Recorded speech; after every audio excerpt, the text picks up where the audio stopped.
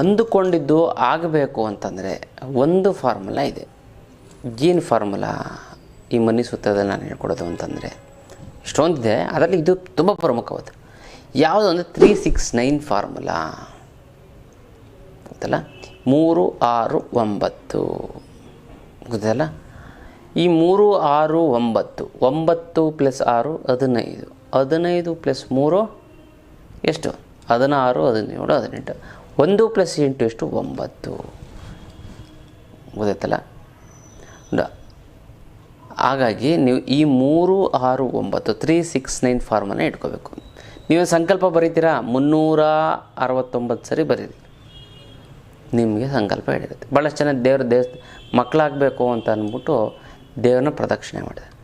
ನೀವು 369 ಸರಿ ನೀವು ಸುತ್ತಿ, ಒಂದೇ ದಿನ ಅಲ್ಲ, ನೀವು 1 ತಿಂಗಳು ತೊಗೊಳ್ಳಿ, 2 ತಿಂಗಳು ತೊಗೊಳ್ಳಿ, 360 ಒಂದು 3 ದಿನ ತೊಗೊಳ್ಳಿ, 5 ದಿನ ತೊಗೊಳ್ಳಿ, ನಿಮ್ಗೆ ಆಗಿಬಿಡುತ್ತೆ. ನಿಮ್ಗೆ ಬಂದುಬಿಡುತ್ತೆ, 100% ಬರುತ್ತೆ ಗೊತ್ತಲ್ಲ. ನೀವು ನಾವು ಏನು ಸಂಕಲ್ಪ ಬರೀ, ಸಂಕಲ್ಪನ 369 ಸರಿ ಬರೀ. ನಿಮ್ಗೆ ಆಗಿಲ್ಲ ಅಂದರೆ ಕೇಳಿ, ಸುಮ್ಮನೆ ಬರೀ ನನಗೆ ಈ ಥರ, ನನಗೆ ಇಂಥ ಕೆಲಸ ಆಗಬೇಕು, ಇಂಥ ದುಡ್ಡು ಕೊಡಬೇಕು, ಇಂಥ ಕಡೆಯಿಂದ ದುಡ್ಡು ಬರಬೇಕು, 3 6 9 ಈ ಫಾರ್ಮುಲಾ ಇಟ್ಕೊಳ್ಳಿ. ನಿಮ್ಮ ಕೆಲಸ ತುಂಬ ಚೆನ್ನಾಗಾಗುತ್ತೆ, ತುಂಬ ಒಳ್ಳೆಯದಾಗುತ್ತೆ. ನಿಮಗೆಲ್ಲವೂ ಕೂಡ ನಿಮಗೆ ಆಟೋಮೆಟಿಕ್ಕಾಗಿ ಆಗುತ್ತೆ.